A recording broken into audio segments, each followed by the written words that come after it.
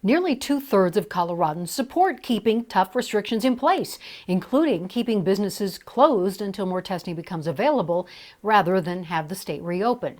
This is according to a new Magellan Strategies poll. 29% believe Colorado should ease up on those restrictive measures. 43% of the 1,000 surveyed believe the worst is yet to come, compared to 35% who feel the worst is behind us. And as parts of Colorado begin the rebound process today, transitioning from that stay-at-home to a safer-at-home order, some are wondering what's really the right move. Some cities and counties, as you know, are extending their orders, but for those who are not, businesses can't reopen. But just because they can, should they? On Denver 7's Meghan Lopez tonight goes 360 on reopening responsibly. In an empty shop, usually this is completely stacked with people. On an empty street in Denver, the chairs at Brow Babes seem a little lonely. So it's about, I would say, 15 to 20 people per chair a day. For more than a month, businesses across the state have been boarded up waiting for this moment. The stay-at-home period is ending. We're going into safer at home, when the state would allow them to return to work. For many Coloradans, for this to be at all sustainable, they need to be able to earn a living. But just because companies can go back to work, should they? In this 360, you'll hear from a business ethicist, someone who studies disaster ethics, a hospital that's restarting elective surgeries, a business that's looking to reopen, and another one that's staying closed about reopening responsibly. This is our wax pot. Our cuticle sticks, we each use, a variety of powders, pencils. At Brow Babes, even with the governor giving the go-ahead, they're scared. We were, worried about public health and our health. We still have to pay the rent for the space. It's the type of profession where social distancing isn't possible. We are literally inches away from each client. Co-owners Kelly Wilson and Angelica Lopez say there hasn't been enough guidance on health precautions, and at the end of the day, it's all about, the moral responsibility that we have. And, doing what's right. And of course, do we want to be working? Absolutely. Sometimes it's about doing the right thing and not about how much money you're going to make. So they'll wait to reopen. I've pretty much just been inside, trying to hang out, stay safe. Others are making a different decision. I'm a little nervous, to be completely honest, but what other choice do I have? Allison Godzinas is getting ready to return to work. She too is in a close contact profession. I'm a hairstylist. And if she doesn't reopen, someone else will. I obviously have to go back, not only for fear of my clients going to see someone else, but fear of not being able to pay my bills. But she doesn't fault others who choose to stay closed. We're in the middle of a global pandemic.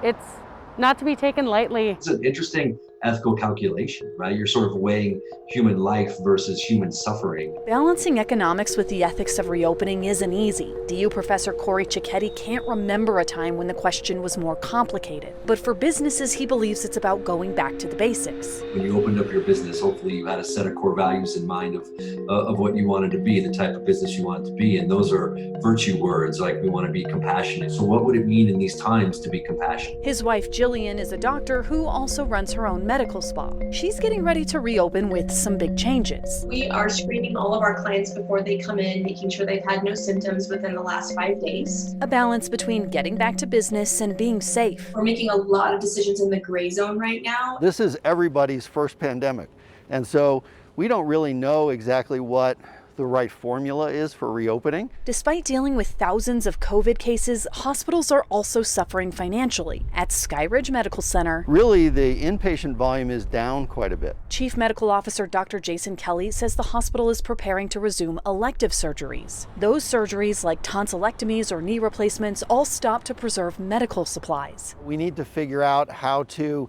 get all the people who need health care, who need elective surgery so that they can kind of get back to their lives. But even while they're getting ready to restart surgery, they're preparing for another surge. We want to make sure that we have ICU capacity and ventilators. There's a saying in philosophy that ought implies can. I think certainly some people are going to feel forced by just simply economic considerations that to go back to work. That's CU Boulder philosophy professor Benjamin Hale. He studies disaster ethics. In my assessment, it's important to make sure that our economy persists through through the pandemic as much as possible. The key, though, is flexibility. For the state, that means giving businesses the ability to decide how to reopen. For businesses, it means being flexible with their expectations. We have to be sensitive to the very real concerns of many people in our workforce and in our consumer base. There's flexibility in this and also a little bit of a burden. Hopefully everyone considers the morality of going back out. Just like businesses, there's a role people play in reopening responsibly. Just because we open things back up doesn't mean that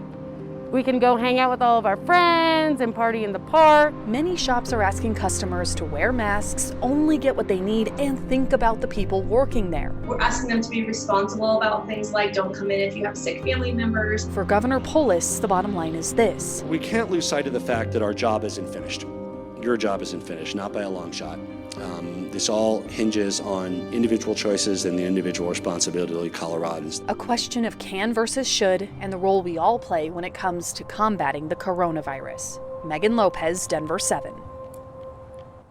So how are you striking that balance between helping local businesses and following the safer at home orders? Please email us your thoughts at 360@thedenverchannel.com.